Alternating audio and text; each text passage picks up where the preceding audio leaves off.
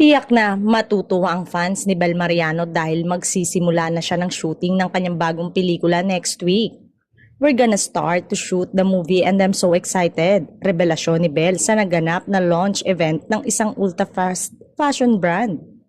Dagdag pa niya, now I'm really putting all my heart, all my blood sweat, and tears into this movie and I'm so excited for it. Ito nga ang pagbabalik sa acting ni Belle after ng kalahating taon mula nang gawin niya ang mga sering How to Spot a Red Flag at Incognito. Wala pang announcement title ang gagawin niyang pelikula pero makakasama niya rito ang blockbuster director na si Direk Cathy Garcia Sampana. Kahit hindi niya makakasama si Donnie Pangilinan sa pelikula ay may dapat naman abangan sa kanila. Revelasyon kasi ng kapamilya Gen si actress. May gagawin ulit silang movie ng kanyang ka-love team.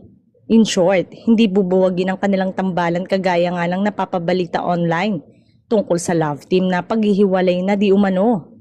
Ngayon pa lang ay tiyak na marami ang nag-aabang sa comeback movie ng Don Bell.